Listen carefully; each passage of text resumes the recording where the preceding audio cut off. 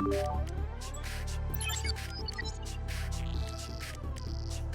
day. Welcome to ICCP Online Learning.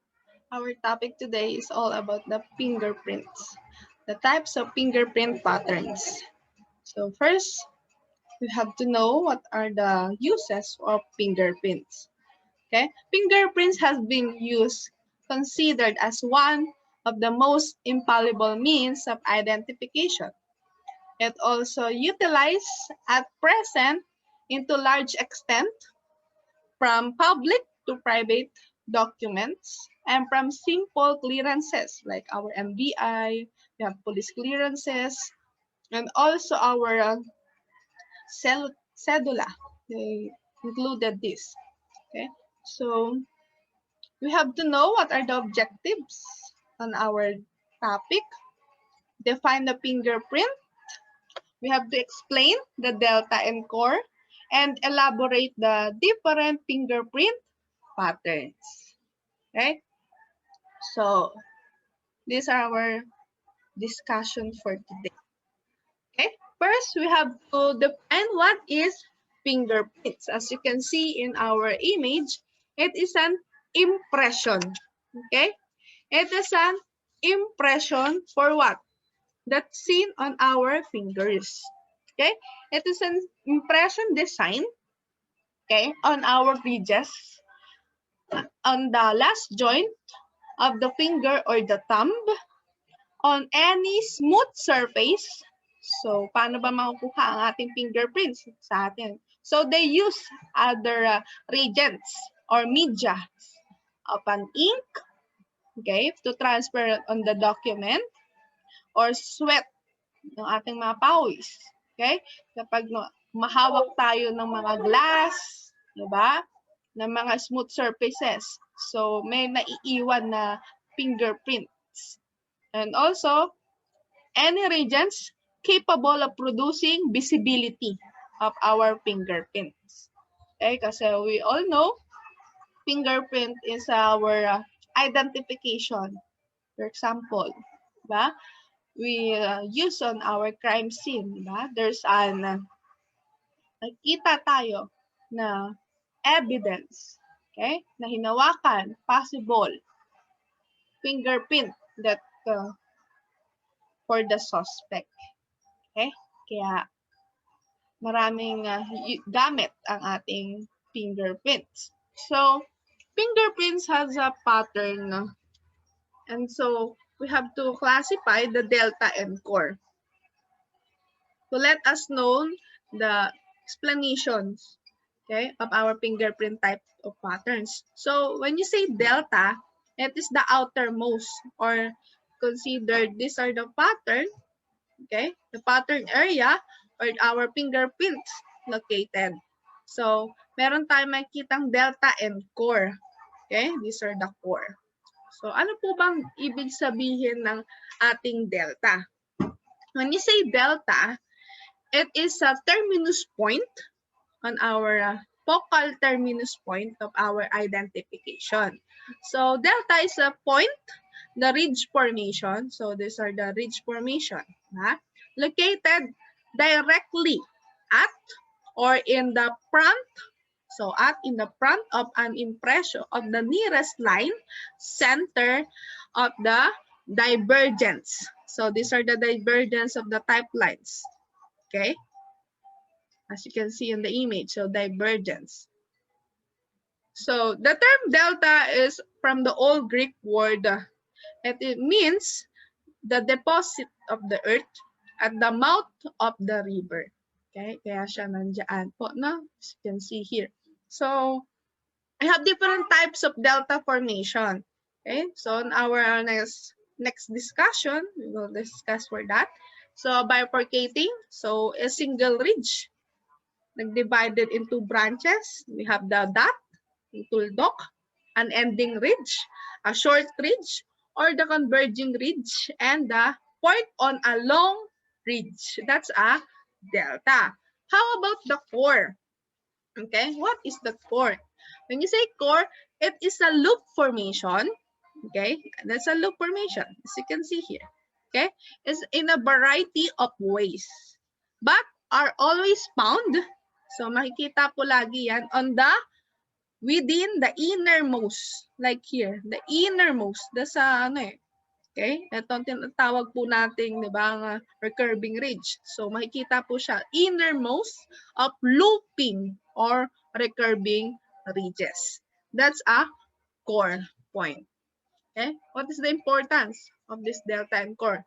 Because we will classify the fingerprint patterns po. Okay? So, kailangan po nating alamin ang delta and core to determine, diba? To determine the patterns. Okay? So, we have main groups of fingerprint patterns here. So, in the classification of fingerprints, we have the 3 distinct groups.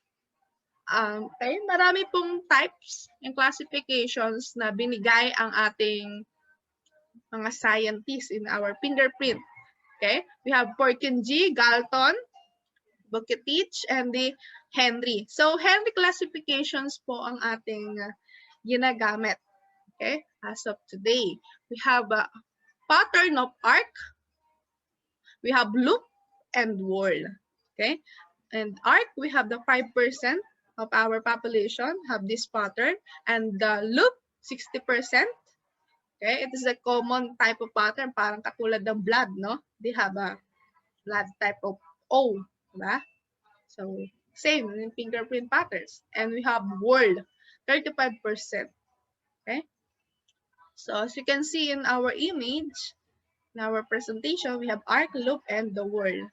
So, mabilis na natin matatandaan, remind the images. Okay? In arc, we have the 2 classification, the tented and the plain arc. We have loop pattern, the radial and the ulnar loop. And the whorl, we have 4 types of pattern. We have the plain whorl, central packet loop, and double loop accidental whorl. Okay? So, isa-isahin natin yan. We have arc pattern, which is the plain arc. So, in plain arc, it is a pattern. Okay? Please remember, in arc patterns, there's no delta and core. Okay? As you can see, sabi ko sa inyo, we have the recurving ridge dapat. And tinatawag nating divergence lines. So, wala tayong nakita dito. Na? Okay? Kaya dinefine po natin yung delta and core. So, when you say plain arc, it is the ridges flow from one side. Okay? It is a one side to the other without recurving. So, hindi curving ridges. Okay? Medyo may pagkataas, no? Okay? Slightly slope. Tinatawag natin. No? Slight upward curve. Okay? In the center. And making the pattern like an arc. So, hindi nyo na pwedeng makalimutan, no? Okay? Madaling matandaan. There's no core and no delta. And this, tandaan, it is having slightly curved, upward curve. Okay? In the center. In tented arc, so as you can remember kanina, there's no delta and core. Also, pinagkaiba niya lang, in difference in plain arc, so it's merong makikita tayong 90 degrees, no? Or the angle of the tent. As you can see here, we have the upthrust. So, wala tayong makikitang recurving ridges dyan. And also, divergence na makikita ang delta. Okay? That's a tented arc. Okay? Again, in the plain arc, you remember, please, a slightly upward curve in the center. In the tented arc, we have the 90 degrees upthrust or sufficient rise. Okay? Giving a tent. Okay? Giving a tent. Pattern of tent. Diba? Pag magawa tayo ng tent. So, that's a tented arc. Okay? And next, we have the loop pattern. In a loop pattern, please remember, there are at least one core and one delta. Okay? So, number 1 natin, we have radial loop. And this loop in which the downward slope towards or slanting, the ridges runs towards to our thumb. Okay? On our thumb. So, it's considered a radial loop. Paano yun, ma'am? Okay? So, for example here, diba? These are the radial loop. Saan ba siya papunta? Okay? In the direction on what? Okay? So, thumb natin, ito, diba? Kung ang pattern natin pag ganon. So, dito, pakanan lagi siya. No? So, kung makititignan natin yung pattern natin. So, ibig sabihin that's considered the radial loop. And then, we have the inner loop. Ay, tinatawag nating ulnar loop. It is a loop naman which downward the slope or slanting ridges papunta sa ating little finger. Okay? So, hindi nyo, malito. Okay? So, in the pattern, so as you can see, anong ginamit na kamay dyan na fingerprint patterns. So, as you check on your, okay, on our hands, on our fingerprint patterns. So, they use the right hand, na? Okay? So, they use the right hand, na? Okay? Next, on our third and last type of fingerprint patterns, which is whorl. Okay, 35% of that population. First, we have plain whorl. So, don't forget that whorl pattern has how many delta? 2 or more delta. Okay, don't forget that. Okay, so it is a whorl refers to the pattern consisting of a core. Okay, where's the core? So, makikita natin dyan sa innermost recurving ridges, no? And the delta, saan natin makikita? Sa divergence. Saan? At the first, no? Point. And these are the first ridges, first delta, and these are the second delta. So, bakit meron ganyan? So, in our next topic, we have the ridge tracing and the ridge counting. Okay? So, pahapyawan natin, when you say ridge counting, the counting of delta to core. Okay? Para lang yun po yun sa mga merong loop formation. Ano naman ma'am, pag whorl pattern ang kanyang identification, para natin po siya bibilangin. Okay? So, comparison po kasi yan eh. We have the ridge tracing. So, ang gagawin po natin, left delta, counting to the right delta. Okay? How many ridges ang natatouch ng ating imaginary line? Okay? That's called an imaginary line. Okay?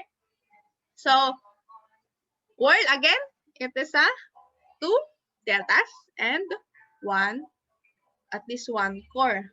Okay? And also, it at least one circuiting ridges. So, circuit. So, as you can see here, no? The circuiting ridges. Hindi katulad ng ating ng loop and arc. Okay? So, loop, we have recurve lang. No? Sa arc natin, pa 10th style. In the whorl pattern, we have the circuiting ridges. Okay? So, ano bang pinagkaiba ng plain whorl and central pocket loop whorl? In plain whorl, at least classification niya, we have complete circuit. Okay, as you can see. So, bilog na bilog. Mapakaikot siya, no? That's a complete circuit. So, it is considered a plain whorl. And central pocket loop whorl po, as you can see here, hindi siya katulad ng ating plain whorl na bilog na bilog. Center lang, pinakabilog. But the outside, okay, the ridges, no? So, they form the different oval. It can be spiral, circular, or any variant of any circle. So, we will focus yun sa inside na pattern. Okay? Makaka-classify natin na hindi siya plain whorl. As you can see in our previous image, no? Ito. So, ayan po, no? Okay? So, ikikita po natin again, meron tayong left delta and the right delta. Okay? So, it possesses again in 2 or more deltas. With core or more ridges forming a So, anong form po yan? Ano yan? Let's go. Complete circuit po yan. So, pero ano po? Oval, no? It can be an oval, spiral, or circular. How about in double loop whirl? And this is a pattern consisting of two. So, we have two. The one. Okay, the one loop formation, and these are the second loop formation. So with sets of shoulders and two deltas. So again, these are the first delta or the left delta, and these are the right delta. Okay? So hindi tayo makakalito, no? Hindi matatandaan lagi. Bakit? Ang double loop kasi, so we have a S formation, no? Ang letter S, as you can see in the image. And also, parang pinagpatong na dalawang loop na formation. Or merong loop in the inner loop. Okay? So, tinatawag na S-type. Okay? Next, we have accidental whirl. An accidental whirl, it's a pattern consisting of combination of two different. Okay, combine of two different, like here, no? Meron tayong first, second, third combination. So, ano na yan? So, it can be a whirl and loop pattern. Okay?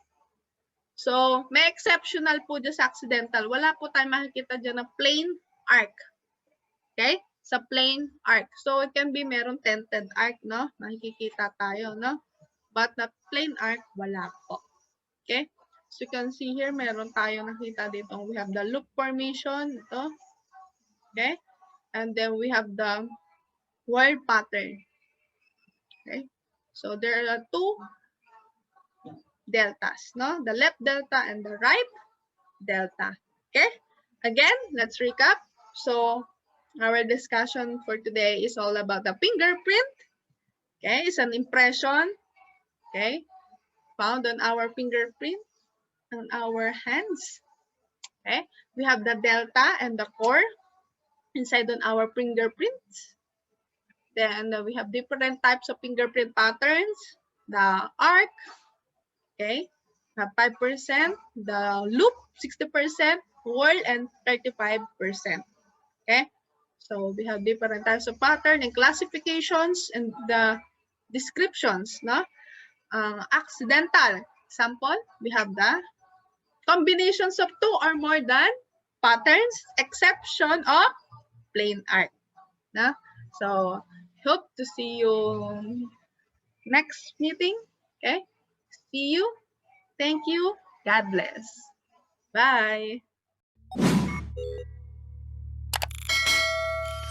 For more ICCT College's video updates, please subscribe and click the notification button.